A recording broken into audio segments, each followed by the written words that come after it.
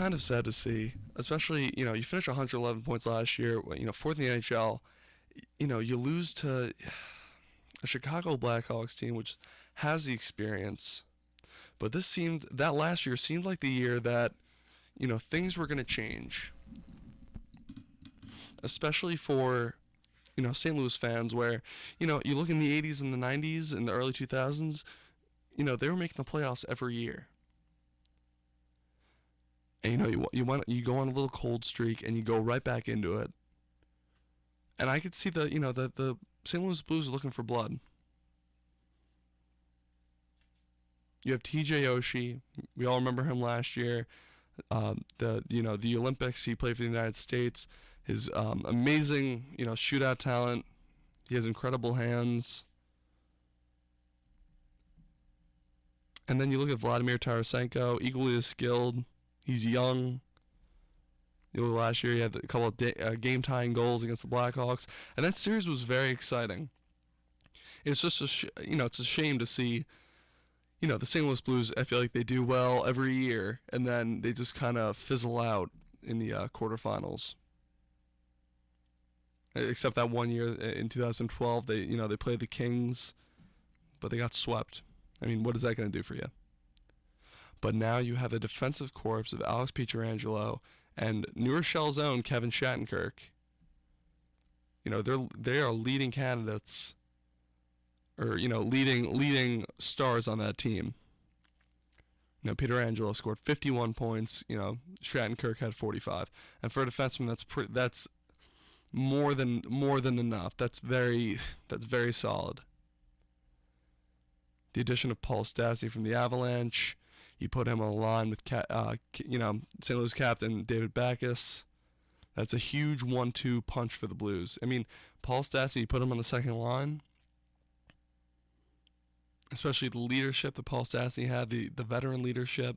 He could score goals. He could forecheck, similar to David Backes. David Backes is, one of the complete packages in the NHL. Last year, all players on the team, can score. They're all, most of them had over 30 points. 11 players in the lineup had over 30 points. And then both goes Brian Elliott, Jake Allen. They both show flashes of brilliance. Especially Brian Elliott. And you switch between those two and say they both have solid years. The St. Louis Blues could finish the same, if not better, than last year. And unfortunately, you look at the KHL. The KHL giveth and it taketh away. You look at Ilya Kovalchuk. They did the same thing for the Blues. They took away Sobotka, who was almost scoring on a point per game average over in the KHL now. But the Blues now get Jari Lehtela from the KHL, who last year scored 44 points in 48 games. That is a huge addition. You look at the KHL, though, it seems to be the world's second best hockey league.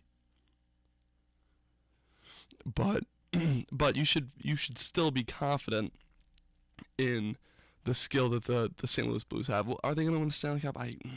It's hard to say. Could they go deep in the playoffs? Possibly. I feel like once they get that monkey off their back, that proverbial, stupid monkey just sitting there on their back from the quarterfinals. I feel like once they get that done, they get past, I think they could really do some damage and really be a huge problem, especially for the Blackhawks and the Kings.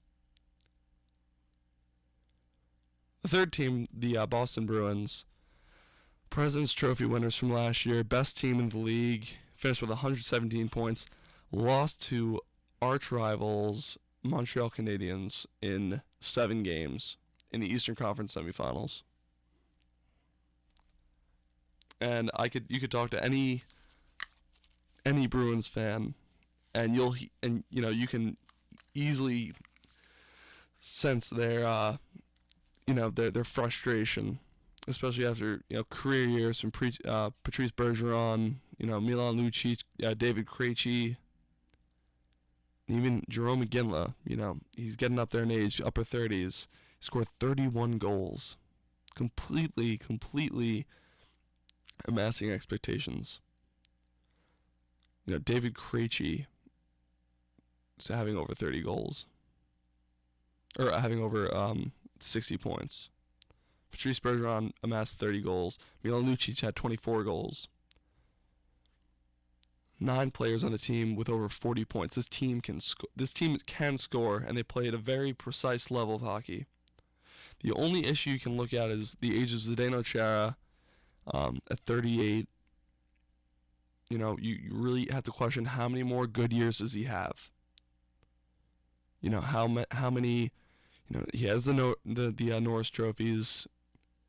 He has the 6'9" frame, the 108 mile per hour slap shot. We all know he can. We all know he can shoot the puck.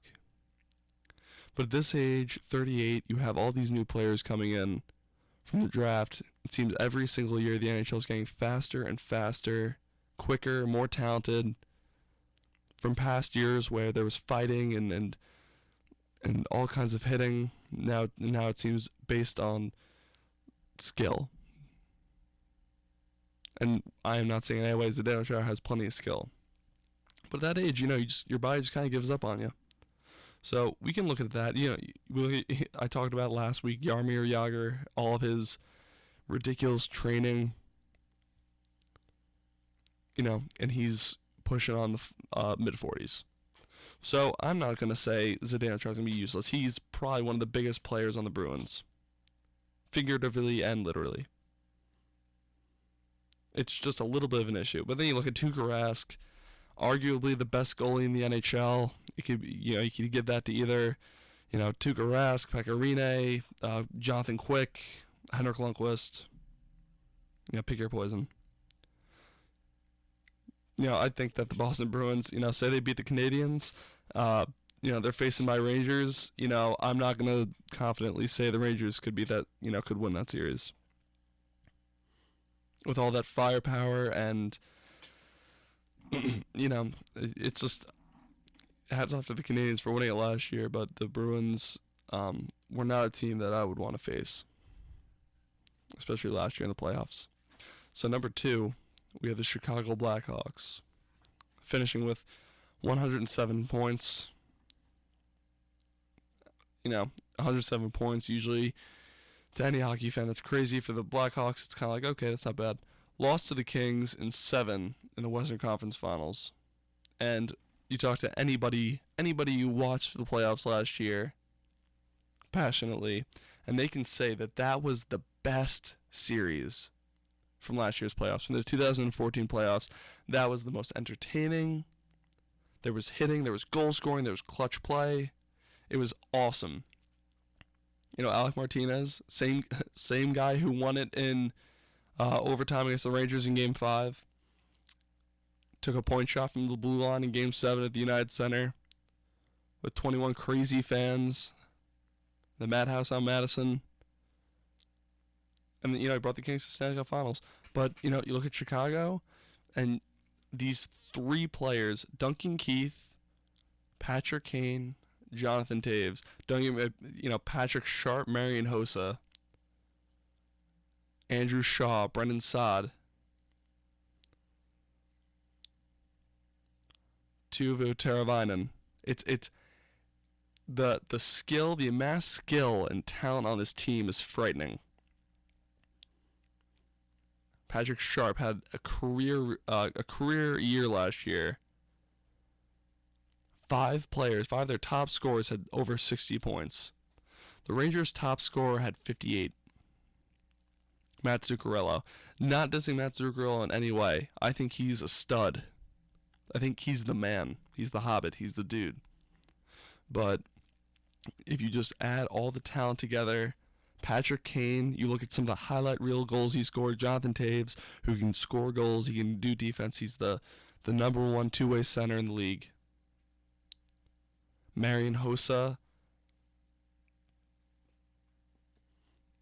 he's been on the Thrashers, been on the Penguins, been on the Red Wings, been on the Blackhawks. He has the experience. He won the Stanley Cup 2 times with the Blackhawks. He could score.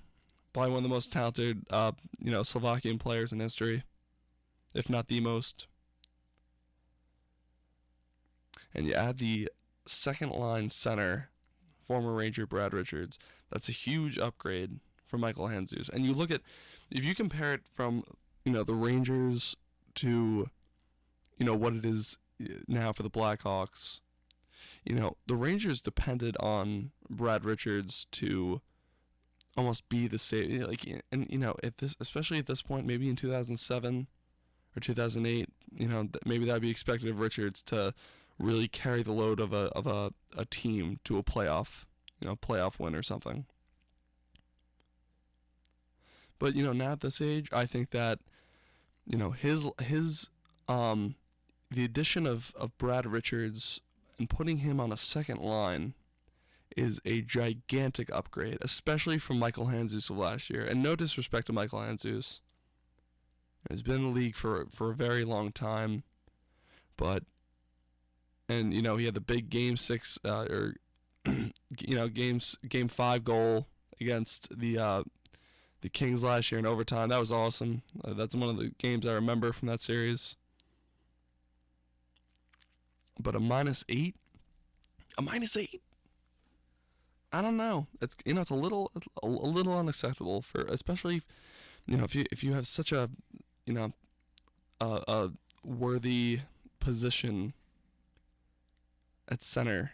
Michael Handzus just seemed like a little bit of a liability. Still a good player, but Brad Richards, the experience, Conn Smythe winner from 2004 when he went with Lightning. It's not a bad decision from the Chicago Blackhawks to put him on the team. And then number 1, we had the Los Angeles Kings, and it's pretty obvious. Finished with 100 points in the regular season. And I'll get to that, why that's interesting. Won the Stanley Cup. But you can honestly say that during the regular season, the Kings hover. They hover, do just well enough. 100 points is very good. Not dissing that at all. But they don't do exceptionally well. They do very well enough to get into the playoffs, and that seems that they put that second gear in, that eighth gear, to just drive through teams. You look at the series last year, especially against San Jose, where they were down 3 games to they were down 3 games to none against a Sharks team who had Patrick Marleau and Joe Thornton, playmaking, to no end. And you come back from that, Jonathan Quick, and you look at fantasy things, you wouldn't want to pick Jonathan Quick now, but in the playoffs, he's one of the most clutch players you can see. And with the Kings winning that second Stanley Cup in 3 years, it wasn't a fluke. People realize it's not a fluke now. The Kings can be a dynasty. They could be the next Detroit Red Wings from the late 90s and even 2002.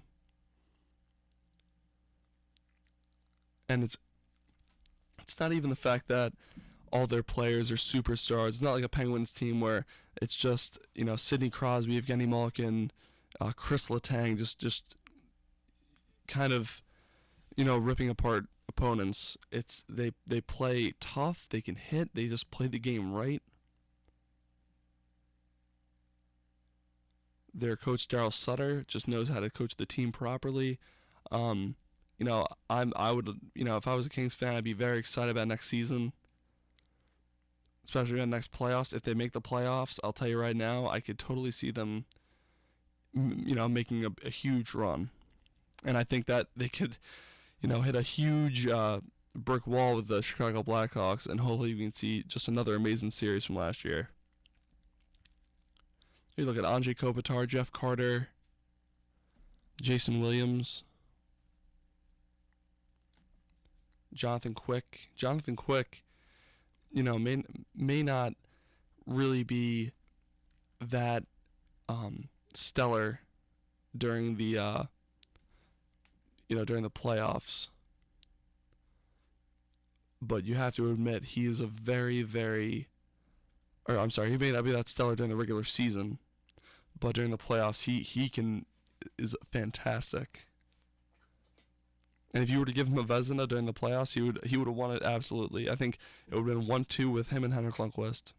And before it wasn't Jason Williams, it was Justin Williams. Justin Williams, game one overtime winner. He's won a Stanley Cup with the Kings twice, won one with the Carolina Hurricanes. It always seems he's in a position to succeed. So I'm very interested. The rankings were, I like the top five. I didn't mind the top five. I was a little bit questionable where the Islanders were placed, and I said that before, obviously.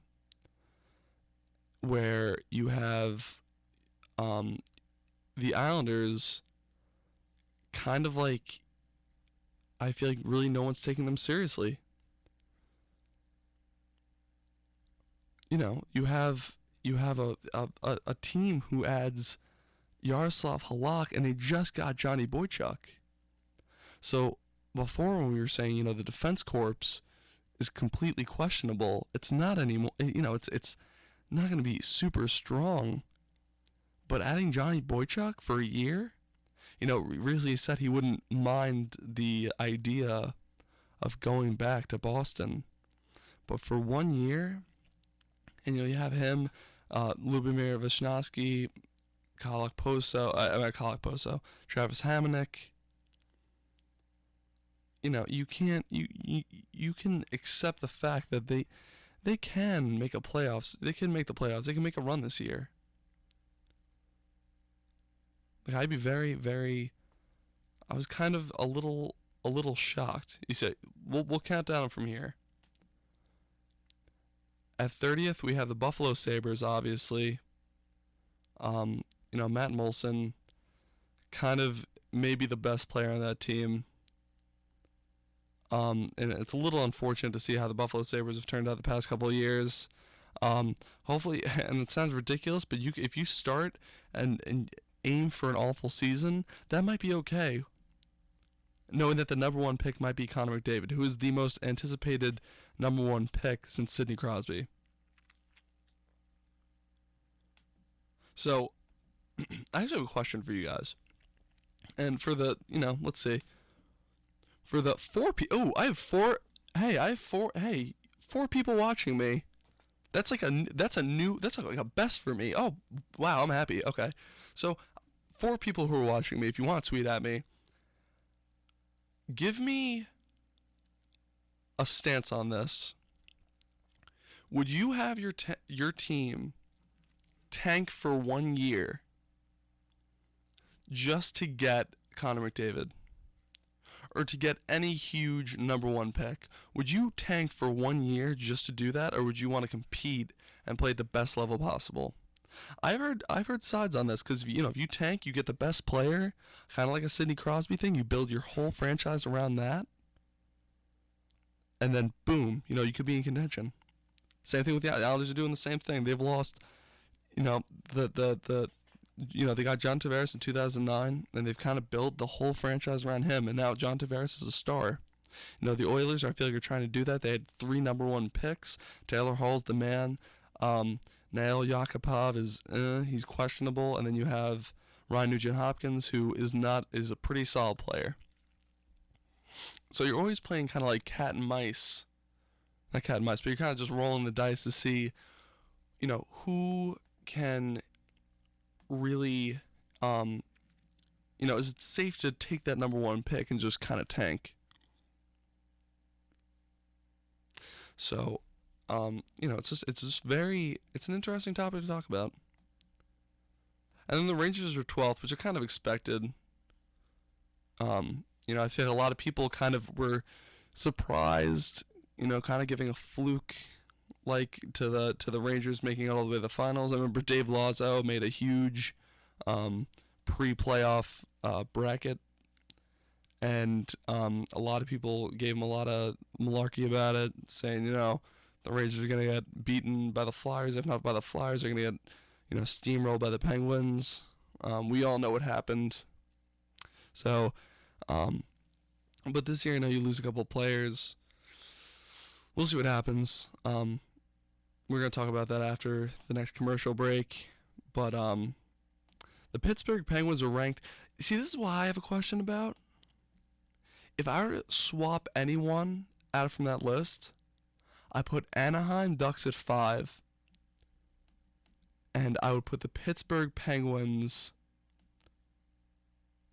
at 4, replacing the St. Louis Blues and the Tampa Bay Lightning. I feel like anytime you put Sidney Crosby on a team, you're putting your team up for success.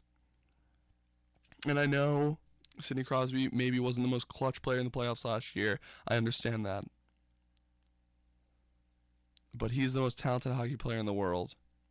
And especially the Anaheim Ducks, you have Ryan Getzlaf, who had a career year last year. Corey Perry, who we talked about before, can put the puck in the net.